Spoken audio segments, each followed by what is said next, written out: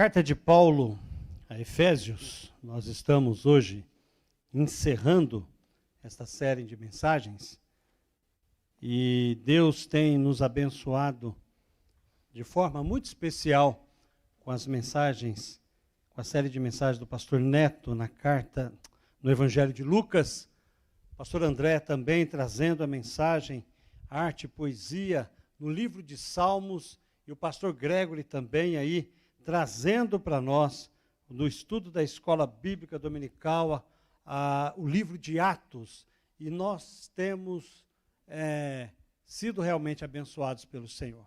Pela graça e pela misericórdia do Senhor, esta igreja é uma igreja que prega a palavra, tão somente a palavra. Talvez a gente escorregue em alguma palavra aqui, mas não é intencionalmente. Mas tudo aquilo que o Senhor tem colocado no nosso coração através da sua palavra, Deus tem exposto à igreja e eu tenho certeza, eu tenho sido abençoado por cada mensagem que os pastores têm pregado, os professores têm ministrado as suas aulas, para que eu e você possamos ficar firmes na presença do Senhor, apesar das lutas e das dificuldades que nós temos enfrentado. Nós, na carta de Efésios, começamos estudando, é claro, não esgotamos, longe esgotarmos todos os assuntos, mas basicamente nós aprendemos na carta de Efésios que eu e você é o povo mais feliz deste mundo, e é o povo mais rico deste mundo, porque tudo que nós precisamos, nós já recebemos. Paulo vai dizer no capítulo 1, da sua carta, que tudo que a igreja precisa para ter uma vida abençoada, para ter uma vida feliz, para ter uma vida plena, nós já recebemos em Jesus. Você já tem isso. Deus já dispôs isso a você. Nós aprendemos também na carta de Paulo que ele ora pedindo a Deus que Deus derrame sobre cada um de nós sabedoria, discernimento da palavra, para que nós possamos compreender qual é a vontade de Deus para nós. Aprendemos também nessa carta de Paulo, que no capítulo 3, que ele então revela para cada um de nós aquilo que Jesus revelou para ele sobre o mistério de Cristo. Deus une os homens judeus, o povo judeu, Deus une o povo ímpio e Deus une o céu num povo só. Somos um povo só por conta do sacrifício de Jesus na cruz. Deus nos uniu para que juntos nós possamos louvar e glorificar a palavra do Senhor e saber que somos então pessoas que podemos suplicar a Deus, interceder, pedir para que Deus nos dê do seu amor, nos dê um aprofundamento do seu amor, para que nós possamos compreender melhor o sacrifício de Jesus na cruz, porque quanto mais nós compreendemos o sacrifício de Jesus na cruz, mais nós nos aproximamos dele, mas temos comunhão com ele, mas temos dependência dele, e Paulo vai dizer para nós que quando nós tivermos essa compreensão, nós vamos entender que aquele que é capaz de fazer muito mais do que tudo quanto pedimos ou pensamos, de acordo com o seu poder que está em nós. Deus quer nos abençoar, é isso que nós temos aprendido na palavra de Deus, e por conta disso, Paulo vai dizer, olha, uma vez que o mistério de Cristo é revelado a nós, que somos um só povo, então no capítulo 4 ele vai dizer, há somente um corpo, é um só Espírito, como também é uma só esperança para a qual vocês foram chamados. Há um só Senhor, uma só fé, um só batismo, um só Deus e Pai de todos, que é sobre todos e que age por meio de todos. O Senhor se faz presente e é Ele quem dita aquilo que nós devemos ser, é Ele quem dita a forma que devemos agir, é Ele quem dita como deve ser a igreja, e a igreja tem que ser cristocêntrica, O Senhor tem que estar no centro do púlpito, o Senhor tem que estar no centro da igreja, o Senhor tem que ser o centro da sua vida. Se nós queremos ter uma vida abençoada pelo Senhor, nós precisamos ter o Senhor Jesus como centro da nossa vida. E no capítulo 5, Paulo vai dizer que eu e você, quando somos e temos Jesus como centro, nós somos imitadores de Deus. Devemos imitar a Deus no nosso proceder, no nosso caráter, na nossa conduta, nas nossas convicções. Devemos imitar a Deus. E por conta disso, Paulo vai compreender que, infelizmente, tem muita gente que recebeu Jesus como Salvador e Senhor e vive uma vida medíocre, longe da vontade de Deus, compactuando com as coisas deste mundo, flertando com este mundo, traindo a Deus. Nós apontamos tanto o dedo para Judas pela sua traição, apontamos o dedo para Pedro, que era tão próximo de Jesus, e traiu Jesus, e eu e você, que já temos a revelação completa, já recebemos Jesus como Salvador e Senhor da nossa vida, a palavra de Deus está disposta à nossa presença, o Espírito Santo está conosco, e nós tantas vezes traímos a Jesus. Traímos a Jesus quando flertamos com este mundo, traímos a Jesus quando temos saudades daquilo que nós vivemos no passado, traímos a Jesus quando nós não nos colocamos diante dele, buscamos então fazer a vontade do Senhor, estamos dormindo. E Paulo vai dizer para nós, olha, desperta você que está dormindo, levante-se dentre os mortos e Cristo vai iluminar a sua vida. Para que isso aconteça, nós precisamos ser fortalecidos pelo Senhor. E Paulo encerra então a carta falando, não, volto novamente a dizer, longe de esgotar os temas da carta de Paulo a Efésios, mas hoje nós encerramos com o capítulo 6, a partir do verso 10, que diz assim a sua palavra: quanto ao mais, sejam fortalecidos no Senhor e na força do seu poder. Vistam-se com toda a armadura de Deus, para poderem ficar firmes contra as ciladas do diabo. Porque a nossa luta não é contra o sangue e a carne, mas contra os principados e as potestades, contra os dominadores deste mundo tenebroso, contra as forças espirituais do mal nas regiões celestiais. Por isso, peguem toda a armadura de Deus para que vocês possam resistir no dia mau e depois de terem vencido tudo, permanecer inabaláveis. Portanto, fiquem firmes, cingindo-se com a verdade e vestindo a couraça da justiça. Tenham os pés calçados com a preparação do evangelho da paz, segurando sempre o escudo da fé, com a qual poderão apagar todos os dardos inflamados do maligno. Usem também o capacete da salvação e a espada do Espírito, que é a palavra de Deus. Orem em todo o tempo no Espírito, com todo tipo de oração e súplica, para isto vigiem com toda perseverança e súplica por todos os santos. Muito obrigado a Deus pela tua santa e bendita palavra. Fala conosco, Senhor, abençoa-nos, ó Deus, abra a nossa mente, abra o nosso coração, para que nós possamos compreender, ó Deus, e apreender tudo aquilo que o Senhor tem para nós. No nome de Jesus que nós oramos. Amém. Para que nós possamos se enfrentar como igreja unida este mundo tenebroso, eu e vocês precisamos ser fortalecidos pelo Senhor e fortalecidos na força do poder de Deus.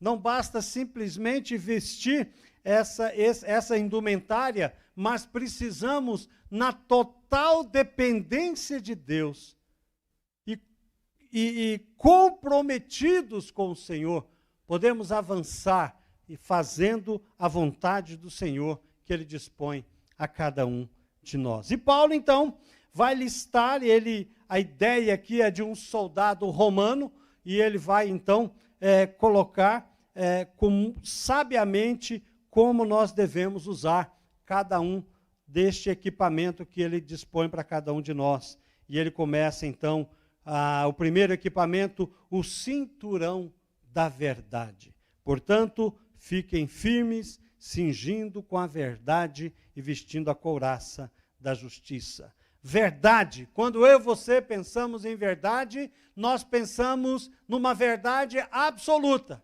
Não uma verdade que o mundo emprega, mas a verdade que é o nosso Senhor Jesus, que diz em João 14,6, eu sou o caminho, a verdade e a vida. Então, quando eu e você nos dispomos, então, a andarmos com Jesus, nós temos que andar na verdade. Sim, porque qualquer tipo de mentira, e não existe mentira boa e nem mentira má, existe a mentira e ela produz morte, porque o seu pai é o diabo, e quando ele fala uma mentira, ele fala daquilo que ele é, por isso que nós temos que ser o contraponto, então, desta posição e andarmos controlados pelo Espírito Santo de Deus. E uma vez que nós nos revestimos dessa verdade, e aqui é interessante entender que só podemos ser revestidos da verdade a partir do momento em que eu recebo Jesus como Salvador e Senhor da minha vida.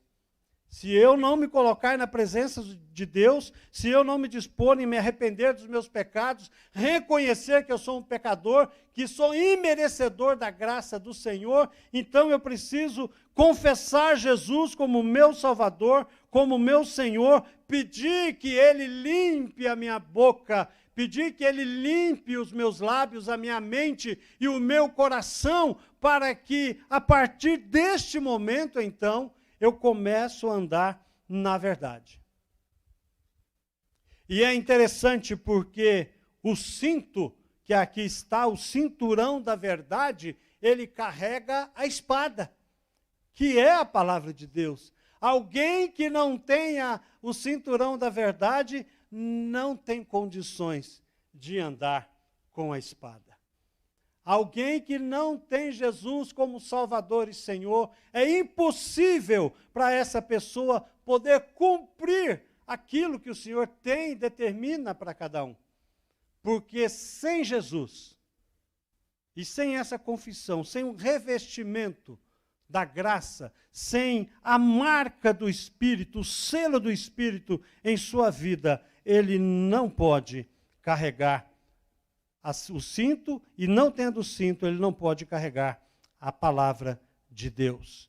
O segundo equipamento é a couraça da justiça. Essa peça de armadura feita de metal cobria o guerreiro do pescoço ao peito até próximo à cintura, protegia o coração, os órgãos vitais. Esse é um símbolo da justiça do crente, que o crente tem em Cristo. Essa couraça da justiça, esse negócio que protege o peito, a palavra de Deus nos diz em 2 Coríntios, capítulo 5, verso 21, aquele que não conheceu o pecado, Deus fez pecado por nós, para que nele fôssemos feitos justiça de Deus. Quando nós recebemos Jesus como Salvador e Senhor, nós somos cobertos pela justiça de Deus em Cristo Jesus. Significa que Jesus, com o seu sacrifício na cruz, ele já nos justificou.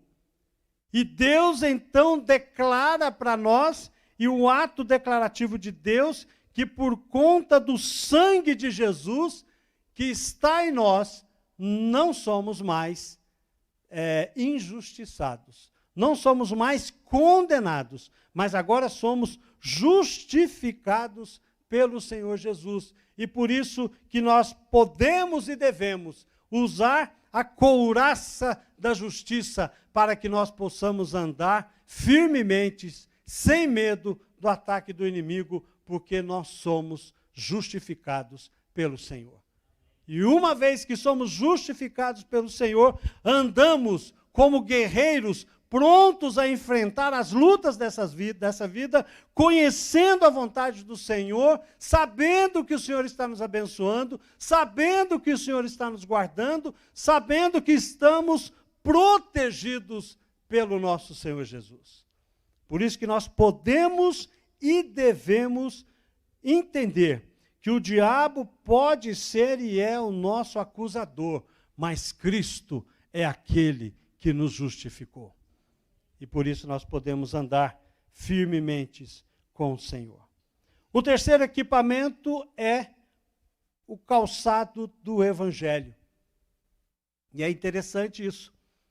É interessante o calçado porque o soldado romano, ele tinha uns cravos. Quem já andou de quichute aqui? Da época do quichute, aquilo dava um chulé. Aquilo dava um chulé que ninguém aguentava. Né? Mas não é o caso aqui. Né? Porque o calçado romano, eles tinham, hoje não, hoje é Mizuno, né? É Nike, né? Antigamente era Conga, Bamba, né? Eu usava o que era dos meus primos, né? Não se via neles, davam para mim. Mas a ideia aqui é cravos na sola do sapato e que dava firmeza ao soldado. Ele não escorregava. E a ideia é exatamente essa. Alguém que tem o Evangelho na sua vida, ele anda calçado e não escorrega. Ele não tropeça. Ele está firme. Porque ele não só tem o Evangelho, mas ele compartilha o Evangelho. Ele cumpre a missão. Ele pode contribuir. Ele pode testemunhar. Ele pode pregar, ele pode trazer as pessoas para que possam ouvir do Evangelho. E Deus, então, ensina para cada um de nós a importância de andarmos firmes e termos os nossos pés firmes no Evangelho. Porque quando eu estou firme no Evangelho, o meu casamento vai bem, obrigado. Os meus filhos estão bem, obrigado. A minha relação com a igreja é abençoada, a minha relação com este mundo é abençoada porque eu estou firme na palavra de Deus, e quando eu penso estar firme na palavra de Deus, eu estou firme na rocha, que é Jesus. Eu estou firme no fundamento da palavra de Deus, que os apóstolos colocaram, que é o nosso Senhor Jesus, que é a pedra fundamental daquilo que está sendo edificado em nossa vida. Estarmos, então, equipados com o calçado é entender que precisamos ter os pés velozes. Velozes em fugir do pecado. Velozes em compartilhar o Evangelho. E urgência em santificar a nossa vida. É isso que o Evangelho ensina para nós.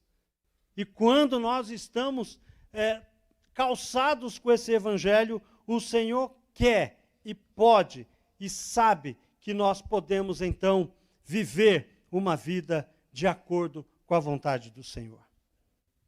O diabo declara guerra a todos os homens, não só aos crentes, a todo mundo. Ele declara guerra e ele quer destruir. Mas o Senhor estabeleceu, não só os nossos meninos, mas cada um aqui é embaixador de Cristo. Cada um de nós somos embaixadores em nome de Cristo, como se Deus exortasse por meio de nós, em nome de Cristo, pois pedimos que vocês se reconciliem com Deus. Portanto, eu e você somos instrumentos que Deus irá usar para propagar o Evangelho, para que essas pessoas que estão caindo, escorregando, que estão tropeçando, possam então também ser calçados com o Evangelho da paz. O quarto equipamento é o escudo da fé. O verso 16 diz, segurando sempre o escudo da fé, com a qual poderão apagar todos os dardos inflamados do maligno. Esse escudo 1,60 m, 70 de largura, normalmente de ferro, revestido, a gente fala couro, mas a realidade é sola, né? É tipo a sola de sapato, aquele couro bem grosso, e aquilo colocado um ao lado do outro virava uma couraça que ninguém conseguia vencer. A batalha da vida cristã não é uma batalha para viver sozinho. Não existe carreira solo. Aqui ninguém é Rambo. A gente precisa andar juntos, um protegendo o outro, um guardando a retaguarda do outro, um defendendo ao outro. Não se vive a vida cristã fora da igreja. Eu não vou na igreja porque lá está cheio de problema, como se o mundo não tivesse. Eu não vou na igreja porque lá tem gente que está cheia de problema, tem gente mentirosa, tem gente enrolada, tem gente que faz isso. É claro que tem, é ser humano, e Deus está aqui presente. Ele anda no meio da igreja, curando, restaurando, renovando. Mas nem por isso nós precisamos e devemos usar de desculpas para não estarmos juntos. Se juntos na igreja, andando junto, já é algo muito difícil, andar sozinho, então é muito pior, meu irmão. Temos que estar junto como igreja para que nós possamos viver essas batalhas e saber que ela vai proteger cada um de nós e entender que o diabo tem lançado dardos. E toda vez que você pega alguém que está longe, é exatamente isso que o diabo está fazendo. Ele está jogando dardos inflamados para tirar a paz do seu coração. Ele joga dizendo, aquele irmão te enganou. Ele joga dizendo, aquele irmão é falso. Ele joga dizendo, as pessoas vão te julgar. A igreja é um lugar de amor, o amor tem que vencer. Por que a gente vai ficar julgando as pessoas? Por que a gente vai ficar apontando o erro? Cada um vive a sua vida como quer. Percebe? Quando nós não estamos juntos, as setas inflamadas do maligno atingem o nosso coração e nós somos afetados. E aonde nós deveríamos estar, guardados, protegendo e sendo protegidos, nós nos tornamos pessoas que denigrem a imagem da igreja. É por isso que nós precisamos estarmos atentos que se nós estivermos juntos, usando esse escudo pela fé. Por que pela fé? Porque nós cremos que Jesus tem nos abençoado. Nós cremos que Jesus morreu por nós. Nós cremos que Jesus, e cremos na sua palavra, que Ele nunca nos deixará, que Ele jamais nos abandonará, que Ele estará conosco, nos abençoando, até o momento em que nós enfrentarmos a morte, e quando nós enfrentarmos a morte, Ele estenderá a sua mão e nos levará para Ele. Então a morte deixa de ser algo desesperador e se torna um momento de alegria e de esperança. Porque a palavra diz isso, e aquele que prometeu, ele é fiel para cumprir.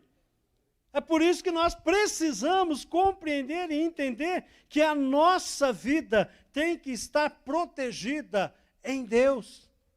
Eu sei o que eu tenho enfrentado, eu sei as dificuldades, mas eu sei também que Deus promete que não vai me abandonar. Que Deus promete que vai estar comigo, que Deus não vai me livrar da fornalha, mas Ele vai atravessar a fornalha comigo e eu vou sair do outro lado, abençoado e restaurado pelo Senhor.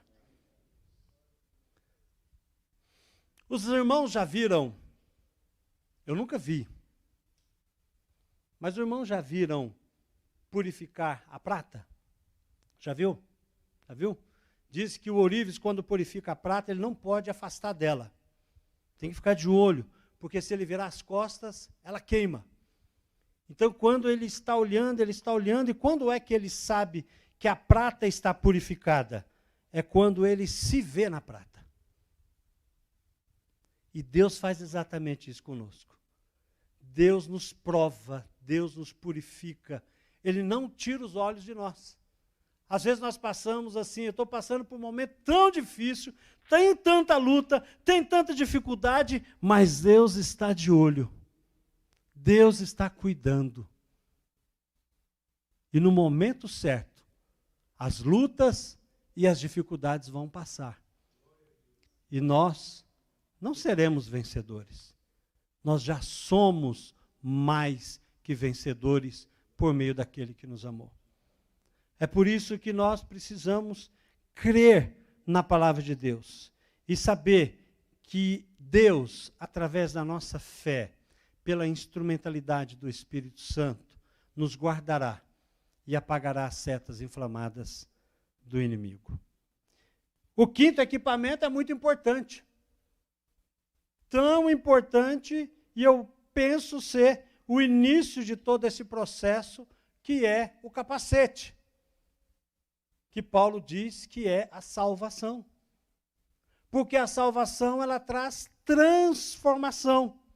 E o diabo vai atacar onde? Ele vai atacar a mente. O diabo quer atacar a sua convicção. Aquilo que Deus colocou no seu coração. Que você tem compreensão. E ele tenta, então, minar isso. Foi o que ele fez com Eva. Ele torce, ele é mentiroso, ele é sagaz. Ele muda a verdade de Deus. Ele transforma a verdade de Deus. E se nós não estivermos transformados realmente pela palavra e infiltrados a nossa cabeça dentro da palavra, pedindo e permitindo que Deus possa formatar a nossa mente, para que Ele possa formatar a nossa mente, o diabo vai fazer com que a compreensão da palavra de Deus seja totalmente torcida. Isso a gente vê muito aí, em todos os lugares que você liga a TV, os nossos copastores aí na mídia estão prestando um desserviço à comunidade cristã. Cuidado com o que você assiste na televisão. Cuidado. Cuidado. E quando as pessoas não têm a compreensão da palavra de Deus e entender que o Senhor quer transformar a nossa mente, por isso que Paulo vai dizer em Romanos 12:2, e não vivam conforme os padrões deste mundo, mas deixem que Deus os transforme pela renovação da mente, para que possam experimentar qual a boa, agradável e perfeita vontade de Deus. Essa palavra só não é boa, só não é agradável, só não é perfeita quando eu tenho uma mente dividida. Quando a minha mente está dividida, eu não aceito o ensino de Deus.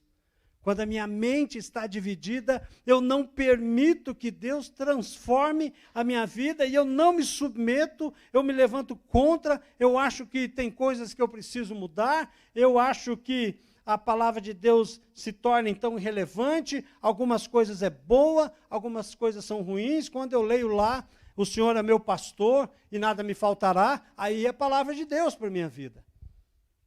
1000 cairão ao meu lado, 10.000 do outro lado, e eu ficarei em pé. Aí é a palavra de Deus. Mas quando Deus me confronta com o meu pecado, ou quando Deus usa o instrumento dele, o servo de Deus, a serva de Deus, para me repreender, então não é palavra de Deus. É muito fácil viver assim. É muito fácil nos submetermos àquilo que nós queremos, e quando somos confrontados, nós não aceitamos o que o Senhor diz para nós. Infelizmente, muitos crentes dão pouco valor ao que a mente, aquilo que Deus quer colocar na nossa mente, aquilo que Deus quer colocar no nosso coração, e essas pessoas então começam a andar de acordo com o seu próprio pensar, seu próprio agir, e faz a sua própria interpretação. E o sexto e último equipamento que o Senhor coloca para nós é o único equipamento de ataque que nós recebemos, que é a espada do Espírito, que é a palavra de Deus. A espada do Espírito, que é a palavra de Deus. Essa espada é a palavra de Deus que traz para nós, para que nós possamos enfrentar e atacar aquilo que vem sobre nós. Vencemos os ataques do diabo e vamos triunfar sobre ele quando nós usarmos a palavra de Deus. Isso é muito interessante. Eu vi uma pessoa aqui nesta igreja, muitos anos atrás. Eu tinha um restinho de cabelo. E um dia alguém ficou endemoniado aqui. E essa pessoa repreendeu o demônio, lendo a palavra de Deus. A palavra de Deus é poder. A palavra de Deus é transformadora. A palavra de Deus renova. A palavra de Deus dá esperança. Firma as nossas convicções. Nunca vi um soldado ir para a guerra sem palavra. Alguém diz que o crente que traz a Bíblia no celular está andando de canivete. Né? As pessoas dizem. Sem críticas, é só um comentário. Essa semana o pastor Neto veio na Alvorada de manhã e ele falou algo muito interessante. E nós combinamos que eu estaria trazendo a mensagem no começo da semana. E ele chegou com a Bíblia. 5 horas da manhã com a Bíblia. Alguns papéis, né, pastor? Poucos papéis, assim. E ele chegou lá em cima, eu falei assim, você vai pregar hoje? Eu falei, não, porque eu sou crente. E o crente anda com a palavra. E, para o meu desespero, eu estava sem a minha Bíblia. Né? Eu falei, amém, glória a Deus. Glória a Deus. E é isso aí mesmo. Nós temos que andar com a palavra e estar junto dela para que nós possamos aprender a nos defender pela palavra. Pedro achou que podia defender Jesus com espada. Cortou a orelha de Malco. Porque ele era pescador. Porque se ele fosse bom, ele tinha arrancado a cabeça de Malco. Aí Jesus teria que fazer um milagre maior. Mas a espada que o Senhor nos ensina é a palavra de Deus, porque Jesus foi tentado pelo diabo. A Bíblia registra 3, mas eu acho que foi muito mais que não foram registrados. Mas sempre quando ele se defendeu, ele diz, assim diz as Escrituras. E quando ele declarou a palavra de Deus, a Bíblia diz que o diabo foi embora. Pedro nos ensina, resistir ao diabo e ele, quando é que eu resisto ao diabo? É quando eu tenho a palavra no coração, na minha vida. É ali que eu venço o inimigo. Mas não só o inimigo, e não só o meu coração, porque eu aprendo então que ele vencer o diabo e estar pregando a palavra, vivendo o evangelho, testemunhar de Jesus, contribuir com missões, fazer tudo aquilo que o Senhor quer que eu faça, eu preciso compreender então que vivendo o evangelho de Deus, usando a palavra de Deus, eu tenho capacidade então de enfrentar a luta deste mundo, de conduzir a minha família na presença do Senhor, de fazer a obra que Deus tem preparado para mim, de cumprir o ministério, porque como um bom soldado de Cristo, cada um de nós devemos andar de acordo com aquilo que nos está proposto. Fazendo a vontade de Deus. E eu encerro essa meditação nesta manhã, não lendo um texto de Efésios, mas lendo um texto de Hebreus, que diz, porque a palavra de Deus é viva e eficaz, e mais cortante do que qualquer espada de 2 gumes, e penetra até o ponto de dividir alma e espírito, junta e medulas, e é apta para julgar os pensamentos e propósitos do coração. Que a nossa vida, como soldados de Cristo, possamos estar sempre usando todo o equipamento necessário para vencer essa luta, mas sempre no poder e na força do nosso Deus. Amém? Feche seus olhos, eu gostaria de orar com você. Muito obrigado a Deus pela tua palavra, muito obrigado a Deus por estarmos aqui, obrigado porque o Senhor tem cuidado de nós. Obrigado a Deus porque o Senhor tem nos abençoado.